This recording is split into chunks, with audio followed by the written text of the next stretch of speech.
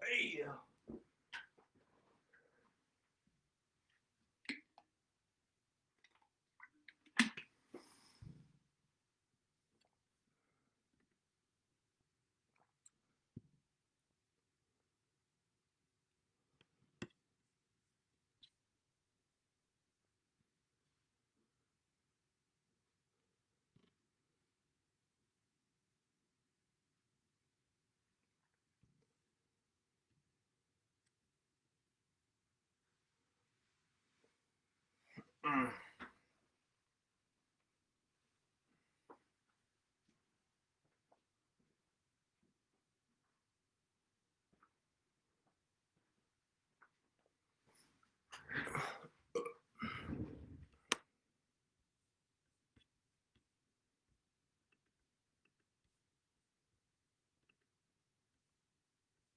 All right, guys. I'm gonna let some people roll in here before I start, so just give me a few minutes, and then we will get going. I'm gonna fill up my water. Hold on.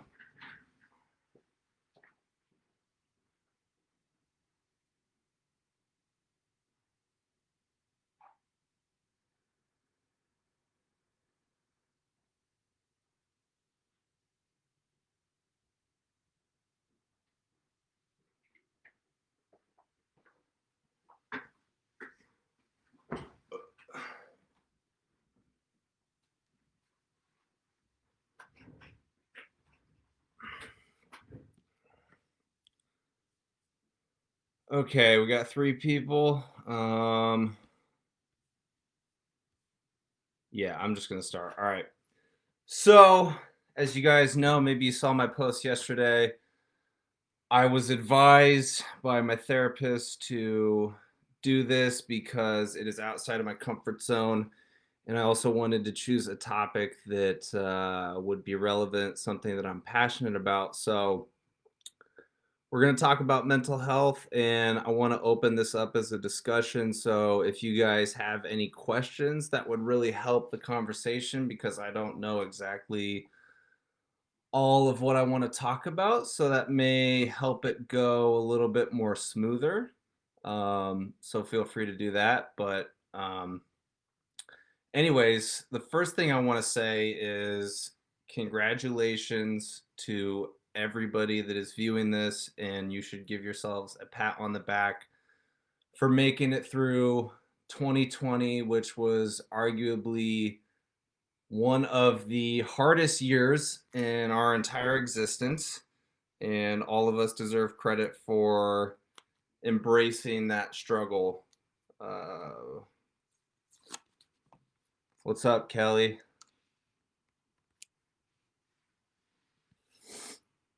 But anyways, let's dive into mental health. I don't even know where to begin. The one thing that I thought about when starting this video is that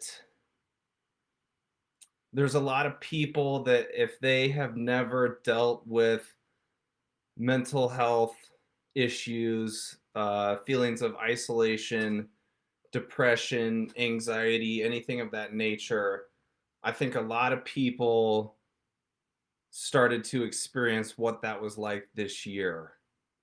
Um, and so, yeah, I mean, having a discussion like this opens it up for other people. What's up, Joey? How you doing, man? Guys, I feel so weird. I don't know how to do live videos. I feel like I look ugly on this camera.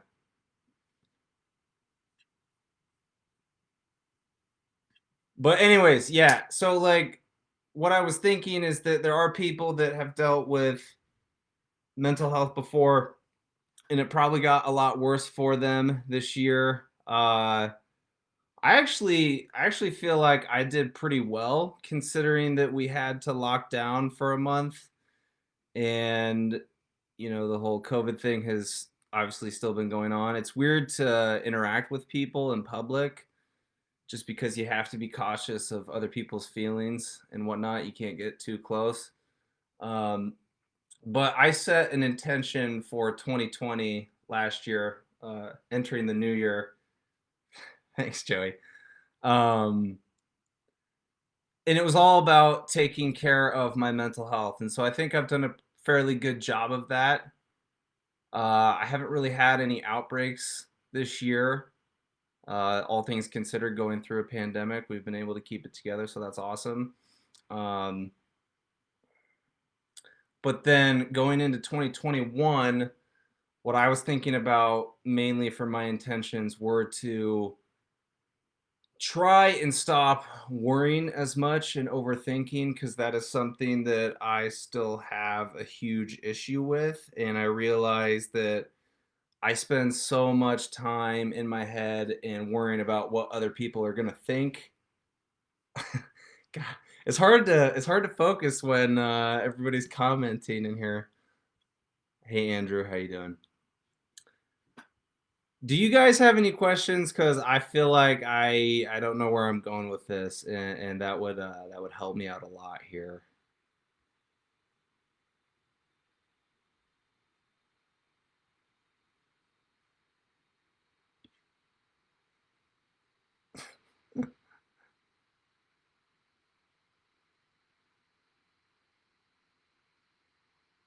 Nobody, nobody has questions.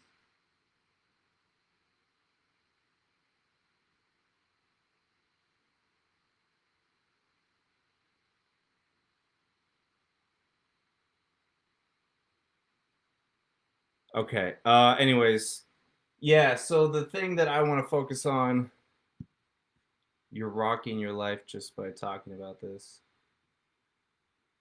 Yeah, it's just I don't know. There's so I don't know how many people. I actually covered up the screen, so I couldn't see how many people were in here. So hopefully I wouldn't think about it. Um, yeah, anxiety and depression, mental health. It's one of those things that the more that you talk about it, I think the easier it gets. My fear is that I've been on antidepressants for about a year now, and I had to increase my dose. Back in August, I was on sertraline.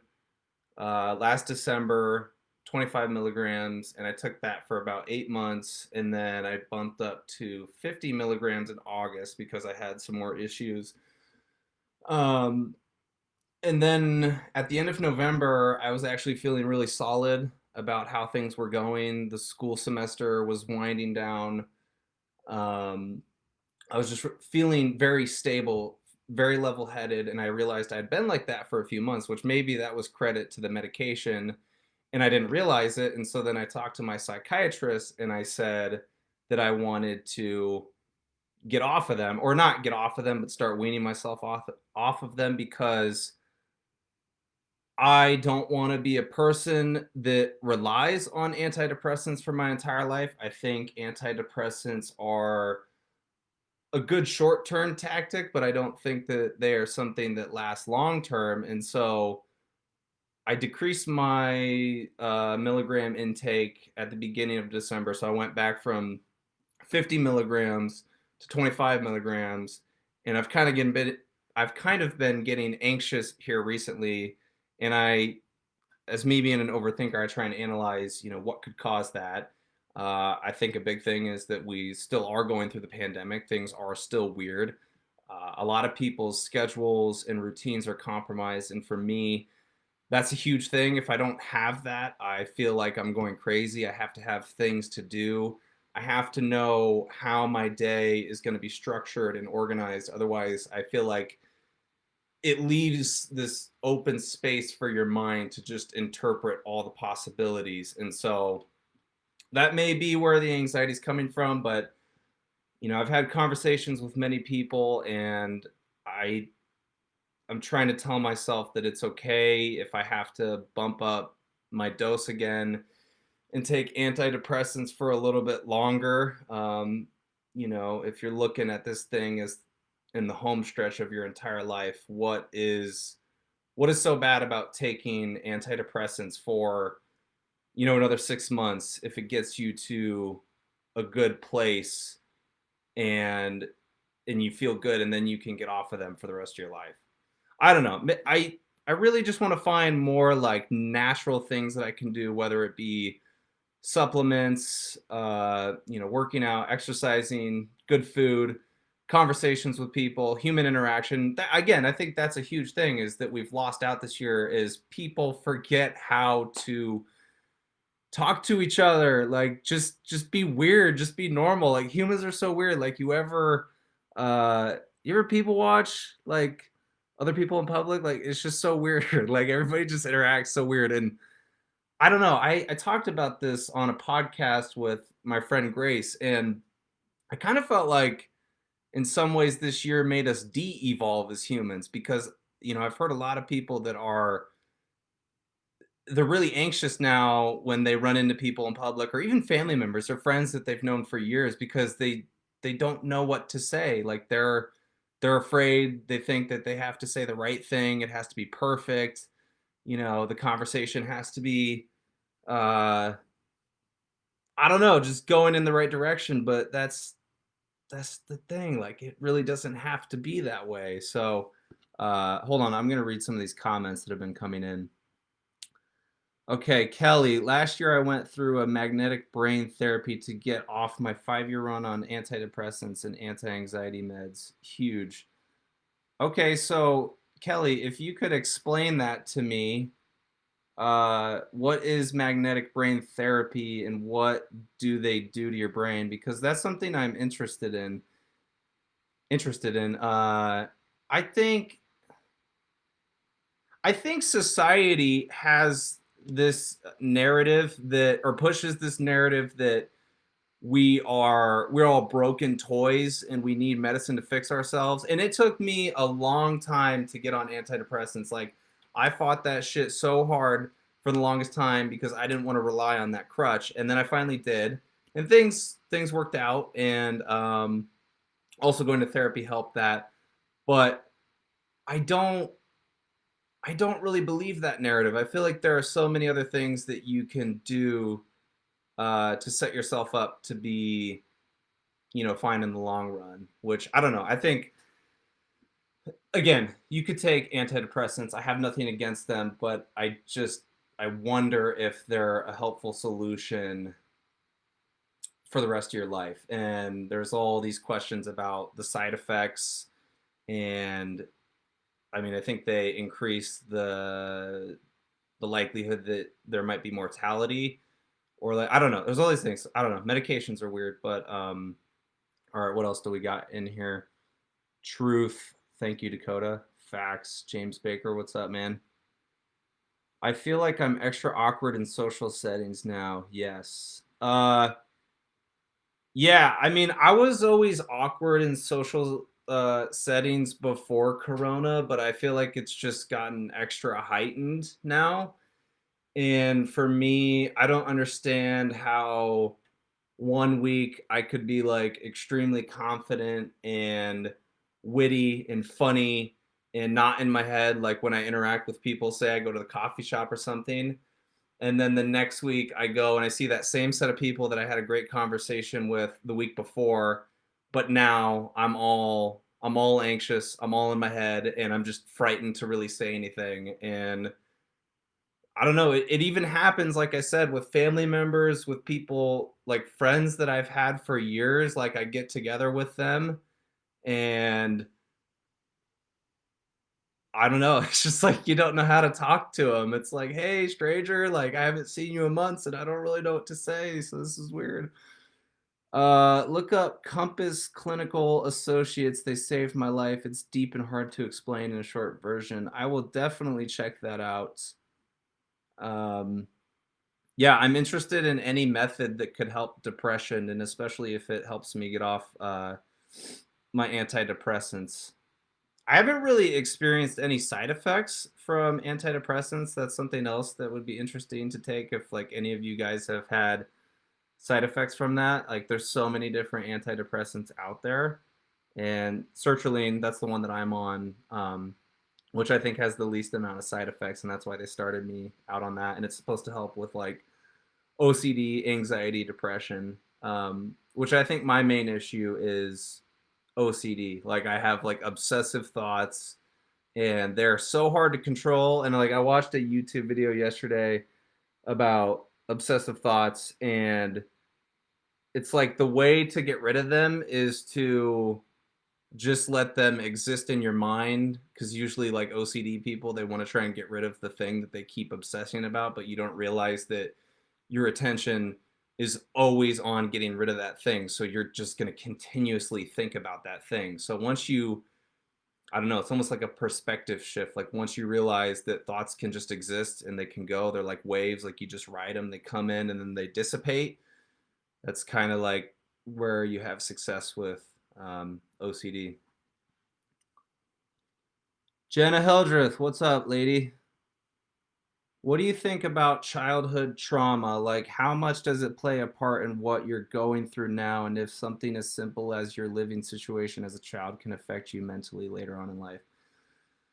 Uh, it's a huge part of it. So I'm no scientist, but I know that like in our brains, we have the subconscious area of our brain where it's essentially where we develop our truths.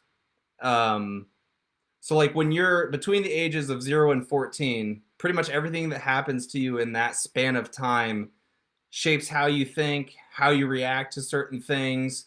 And then you have your conscious brain, your thinking brain, your logical brain that thinks about like planning, like task, like sees your entire month in its entirety and how you're going to structure that out. And we think that we can change our subconscious with our logical thinking, but that's really not the thing. And that's so childhood trauma, that shit is so deeply embedded into us that like people go their entire lives without realizing how things that happen in their childhood are still affecting them to this day. And so that's why I think, you know, therapy is so helpful. But the unfortunate thing is that therapy takes a lot of time to really process all that. Like a lot of people, you know, they go, I would say I'd be comfortable with saying that I would go to therapy for the rest of my life just because it's good maintenance and it's good to talk to somebody else. Um, but you know, they also talk about like psychedelics as a way to repair your past. Like mushrooms, acid, all that stuff. Like I've never tried it, but I've heard that it opens the mind, it expands the mind, and processes all those things that happened to you as a kid that you're still holding on to. Um, I mean, also like really simplistic ways to tackle that is writing in your journal each and every day, talking about childhood memories, things that happen to you that cause sadness, or when you reflect back on it, you look at it as pain. Again, kind of going back to that whole society thing, like a lot of people are scared for one of their thoughts, but they're also scared to dive into the pain in the past. We think that, and I don't even think people knowingly do it. I think we all suppress things that don't feel good, but I think that that's one of the critical steps to getting better is acknowledging your pain, you know, kind of like looking through it, addressing it, figuring out, you know, what happened and how you can avoid that in the future. Because, like I said, a lot of people carry that shit with them for the rest of their lives and they don't realize that that is ruining their lives. It's ruining their relationships, how they interact, you know, their self esteem, like all that stuff. You know, I could say for me personally, like, oh, James, sorry, I'm reading up on your comments. I'd like to join your live. I don't know how to do that, James. This is my first live video. Be open to meditation. Dude, I try meditation every day. And I sometimes I see results and sometimes I don't see shit happening to me. So I don't know. I started doing meditation back in 2019 when I was up in Ames. I was living with Dakota Phillips. We had an apartment together and we had it structured out to where we would do 10 minutes of meditation in the morning, 10 minutes of meditation in the middle of the day, and 10 minutes of meditation at the end of the night. But also, we were putting our phones away, and that is a huge thing. That's a huge thing with mental health. You know, I'm on Facebook right now, I'm on social media doing this live video, but social media sucks ass. I'm just going to say that right now. A lot of the shit that's on here is not reality. And this is another thing I'm thinking about for 2021 is to curate your feed to the things that you want to see. So if there are people that are on your feed that irritate you, that make you upset, anxious, depressed, just not good people in your life, like cut them out, like get rid of them. Like, well, okay, you don't have to get rid of them in your life, but you can you can unfollow them or block them or mute them or whatever. And I think that's such a great idea because you're literally you're deciding, you're choosing what you get to see. Like make sure your feed has shit on there that makes you motivated, makes you happy, people that care about you, like all that sort of things. But anyways, going back to the meditation thing, getting away from the phone. The phone is a huge distraction. And what Dakota and I found, and Dakota can attest to this if he wants to, but doing both of those things at the same time really like gave my mind a break, and there was all this clarity that I was able to experience within that time frame because I was literally not distracted. I wasn't looking at my phone. I wasn't constantly checking notifications, text, stuff of that sort. I was just present, and then I was doing the meditation, so I was really getting this full experience of like how the mind works and realizing that the mind is just a clusterfuck. Like it's always distracted, it's always going. And that was a revolutionary period in my life. But then shortly after, I probably started checking my phone again, and then things went a little haywire. But um, no, I moved into my own apartment this August, and then I started doing meditation again. And it's just been up and down. And again, there's probably things that I could look at and say, like things that I do throughout my day that aren't really healthy. Like I don't really check my phone all that much, but I'm sure like when I do, when it becomes a distraction, that probably plays into why it's so hard to sit down and focus and meditate. And so I don't know. I don't know how you reach enlightenment through meditation. You just got to keep trying until it works. Jimmy says Happy New Year. Happy New Year, Jimmy. Kelly, I was on Symbialta. I don't know if that's how you say it. Symbalta. It's it's bad. I really support using them short term and going to therapy, but for me, I was getting worse and had to be hospitalized. Not fun. Feeling really blessed, and my doctor at Compass is amazing. Just keep talking about it. Yeah. So my therapist, she moved to Arizona earlier this year, and so like we still talk. We still do teletherapy, which I'd rather have it in person. But that's what I really miss about January and February before Corona hit because I was going to therapy once a week and that was really helping. And then I don't know, sometime I think for like a month in March or April I didn't see her, and then we started doing like every other week and we would meet up in person like outside and talk, but I don't know. It just sucks. There's like a clamp on the amount of time that you can do therapy. Like usually it's only 45 minutes per session, which there were a few times where like my therapist, she wouldn't have any clients after me, like after our slotted time. And so I would stay there. It's only happened like probably two or three times, but I talked to her for like 2 hours after my session was done. And those times were, I mean, those were amazing sessions because I would have like insane breakthroughs with whatever we were discussing. And so, yeah, I don't know. I wish that therapy could be a little bit longer. I think we could all benefit from going there. Um, but yeah, I don't know.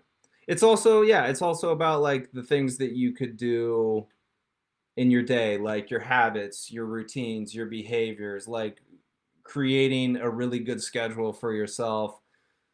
Um, do things that provide joy to you. Like that's something that I've gotten away from kind of at the end of the year is like, what is so wrong with every once in a while playing some Red Dead Redemption 2 for 2 hours? What's so wrong with that? Like, I thought that was a huge problem for me to spend 2 hours playing video games, but I realized like that's good for my mental health because like you got to treat yourself every once in a while. That's like the part of my OCD is that like I get so obsessed with results and um trying to better myself each and every day through like self improvement and I didn't realize like how harmful that was because like it's great to want to get better with every other aspect of your life, but the problem with that is that you're not being present. You're not accepting yourself for who you are now and all the progress that you've made in the last year. You're focusing so much on who you want to become that you're distracted from the present moment and all that you've accomplished. So, um, yeah, that's something that I want to focus on also this year is just like doing more things that I enjoy doing, even if I feel unproductive. Okay, hold on. I'm getting some messages here. Uh, I really don't know how to check that on here while I'm doing the live video.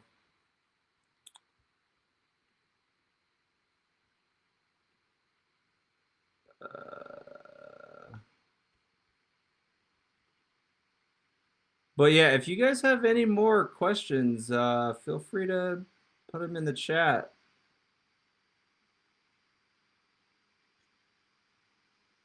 Hold on. Let me try something here.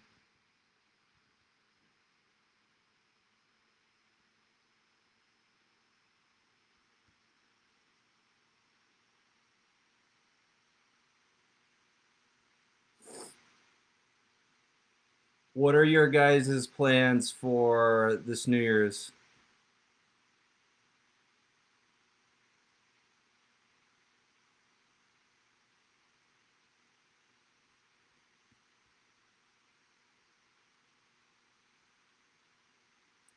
James, I just read your message. Yeah, you should definitely come on a podcast because I struggle with getting people on there right now.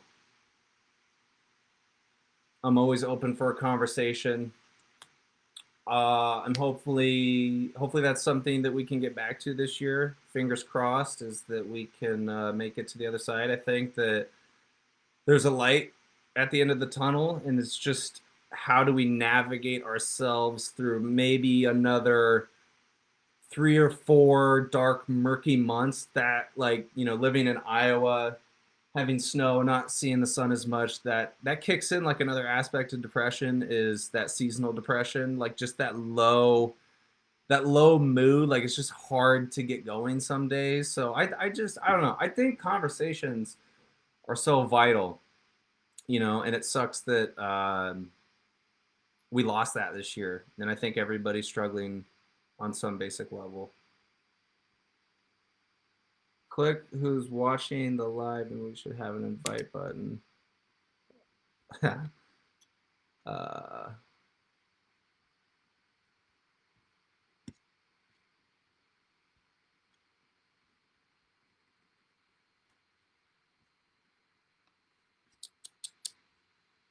it's not showing me who's viewing. Like I see that, but I don't know where to invite anybody.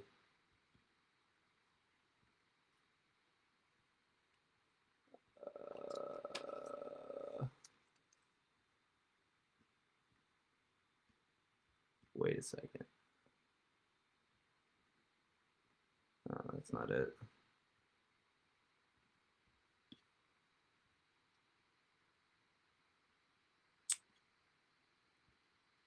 I'm sorry, guys. I probably should have come more prepared with the live stream. But yeah, this is my first time doing it, so I don't know how to do it.